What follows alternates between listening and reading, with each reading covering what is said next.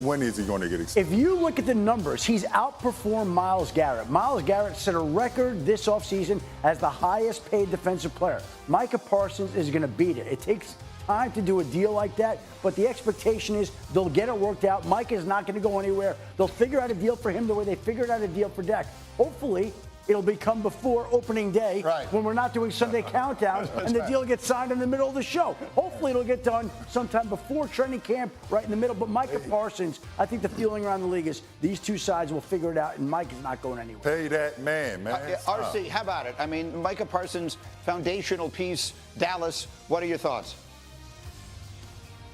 I mean, Micah Parsons fell into the Dallas Cowboys' laps, right? If we knew he would be this good, he would have been a top 3 pick. But you heard early in the offseason that Jerry Jones said he didn't care about Micah Parsons' agent. Well, Micah Parsons' agent is David Mulligetta. And David Mulligetta told me something one time that I will never forget. He said, I will not take $9 on 10. So he is not only going to break Myles Garrett's record, I believe he will obliterate it, and he deserves to. If the Dallas Cowboys do the right thing, they make this work in the way that it's supposed to for the team and the player, now they can continue to build around this linchpin piece on the defensive side of the ball. And the humorous part about this, of course, is Jerry Jones coming out saying he doesn't even know who Micah Parsons' agent is. Well, Micah Parsons' agent also happens to represent another Cowboy headed into the last year of his deal, George Pickens. So now Jerry Jones has plenty of opportunities to get to know Micah Parsons' agent. Yeah, he and David are going to spend a lot of time together. They're going to become very close. Okay, quickly, Marcus, you have a question.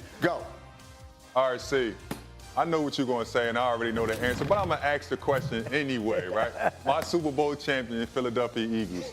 Is it the Eagles or is it the field in the NFC?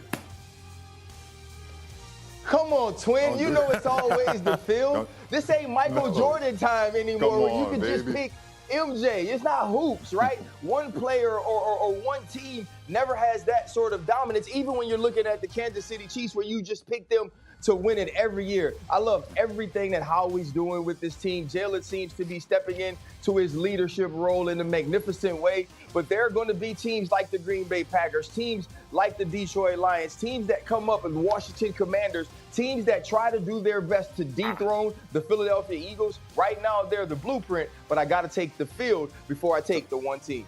Marcus is not I don't know how you said that. I can't believe you said that. And the NFC East. Eagles get better or worse this offseason? Like, on balance, Super Bowl champions usually lose a lot of pieces. I think they're as good as they were, but I think when you look around at the rest of the teams in that conference, there's some good teams. Like Detroit's going to be hungry. There's some. Tampa Bay has been underrated. Dallas is going to be Washington stuff. Jayden Daniels and say there's a lot of good teams in the NFC. Nobody wins back-to-back NFC East titles. Yes. It doesn't 21 years. Cowboys don't win at all.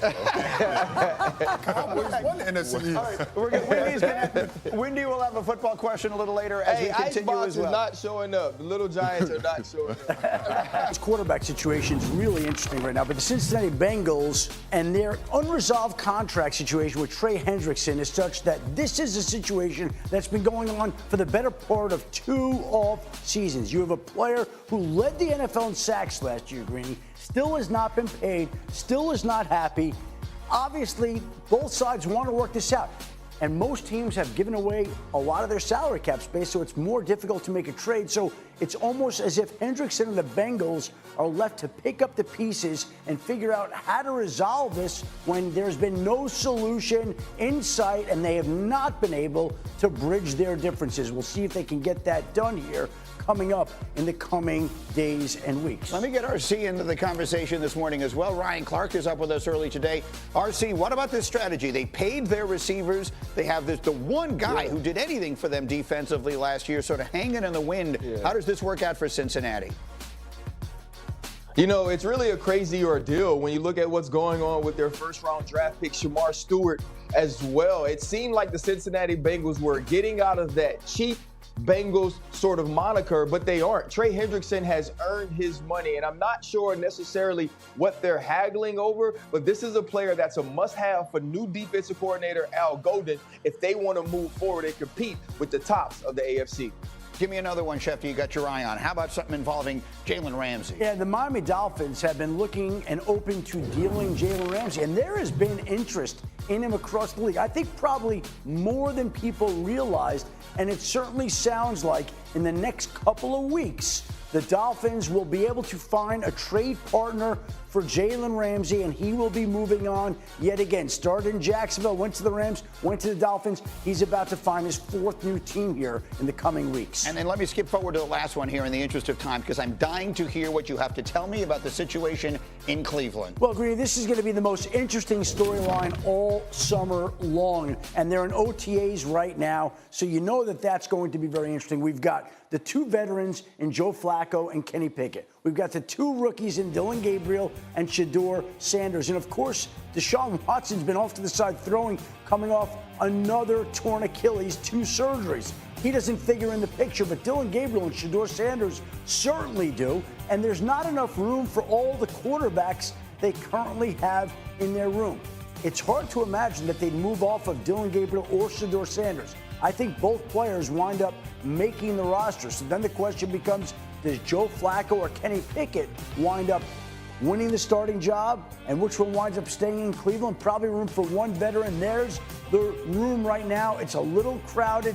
Deshaun Watson, I would think, would be an IR candidate with the 2 Achilles injuries, the 2 surgeries, and the other quarterbacks will be left to vie for the Browns starting quarterback job. We'll be talking about this all summer. RC, to me, this is going to be the story of the summer and into the season. Do you believe we will see Shedeur Sanders start for the Cleveland Browns sometime next season?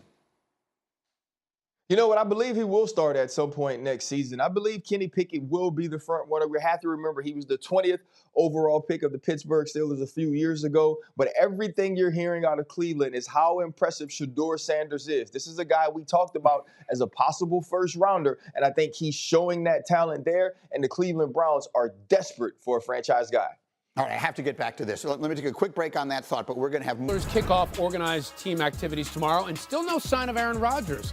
They've got an offer on the table to the 4-time MVP, but he hasn't committed to them or to even playing this season. With Russell Wilson and Justin Fields gone, seems like they need him, unless they're cool rolling with Mason Rudolph, Skylar Thompson, and Will Howard in their quarterback room. We are more than cool rolling with NFL insider Dan Graziano. Dan, it's almost June. Aaron Rodgers still teamless. What's the latest you're hearing on the quarterback? Really, I wish I had something better for you, Ryan, but the Steelers and we are still waiting to find out whether Aaron Rodgers wants to play this year. If he does, it likely will be for the Steelers. They seem to be his one option at this point outside of retirement or sitting out the season. But they do start OTAs tomorrow, as you mentioned. They would certainly love for him to be a part of that if he's going to be a part of their team this year. But through this process, the Steelers have not given Aaron Rodgers any sort of deadline. And it remains to be seen when and if they would walk away. They have a mandatory minicamp June 10th through the 12th. Obviously, it's not mandatory for Rodgers if he's not on the team, but it stands to reason that that's a date to watch in terms of when they might like for him to be there. Otherwise, if he signs, he doesn't practice with them until training camp starts, which is at the end of July. Wow, cards are in his hand. He can come in when he wants to. We'll see what he ends up doing. So the Steelers, they have these quarterback questions since Rodgers hasn't made a move. What can you tell us about their interest in veteran Kirk Cousins? I think the Steelers have some level of interest in pursuing a Kirk Cousins trade if Rodgers tells them no. I don't know how hard they would pursue it. It has been something that's been out there for a few months. Atlanta has engaged with teams about possibly trading Kirk Cousins, but he has $37.5 million in guaranteed money left on his contract, $27.5 this year, $10 next year. The Falcons, want whoever is acquiring him to pick up some of that money, and to this point, they have not found a team with which they could agree on the appropriate amount. So if Rodgers were to tell the Steelers no, yes, it's possible they could engage the Falcons and maybe see if they could work out a deal. It would involve obviously sending